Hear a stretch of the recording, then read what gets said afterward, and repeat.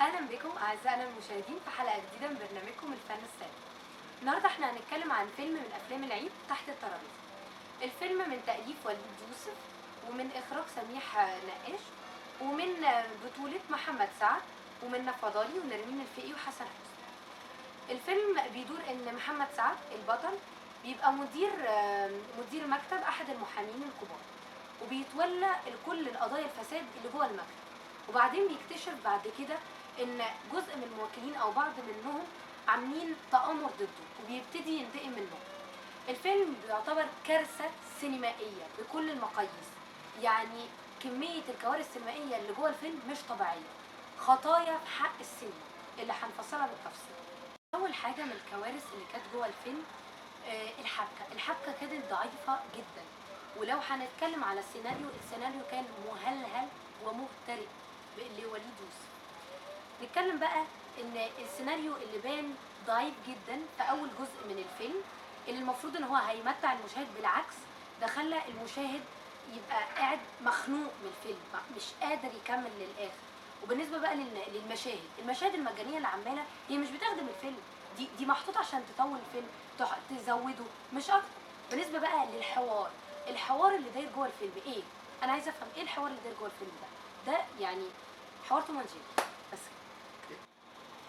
لو هنتكلم بقى عن فكرة الفيلم بتتكلم ان احنا نحقق العدل، وازاي نلعب بالاحراز عشان نطلع المتهمين براءة. الفكرة كويسة جدا، بس المشكلة بقى في طريقة كتابة الفكرة، السيناريو السيء والرديء اللي يطلع لك الفكرة بشكل مش كويس، بشكل ان هو ما يوصلكش هدف الفيلم. فده حاجة بتقلل من قيمة الفكرة الجيدة اللي هتوصلها للمشاهد لقيمة رديئة مش واصلة. نيجي بقى للتصوير اللي كان سيء بشكل غريب. الكاميرا كانت بتتحرك بطريقه او الكاميرا ما كانتش ثابته في مشهد ثابت بشكل غريب، بشكل مزعج للعين، خصوصا الفوكس اللي كان مش مظبوط خالص في مشاهد كتير. واكتر مشهد كان ظاهر فيه المشهد اللي ما بين سعد والفقي وحسن حسني، وكتير جدا من المشاهد المهزوزه اللي كانت موجوده في الفيلم، اللي خلت المشاهد ينفر من الفرجه على الفيلم.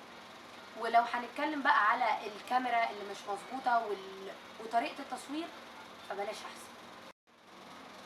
المونتاج بقى، انا مش هقول لك المونتاج كارثي، ومش هقول لك المونتاج فيه مشاكل، انا سبت الراي للجمهور كمان. يعني الراجل داخل يتفرج على الفيلم، يبص يلاقي المشهد اتقطع. ايه ده؟ ايه ده؟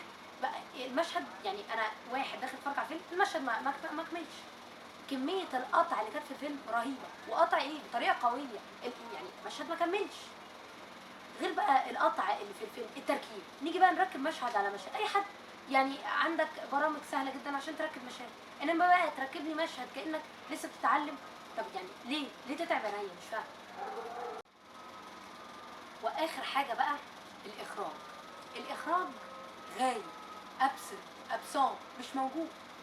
بالنسبه بقى ايه لريتم الفيلم، الايقاع بتاع الفيلم، هو تقريبا، يعني انا مش هقول لك غايب، انا هقول لك مشى، هرب، حاجه كده.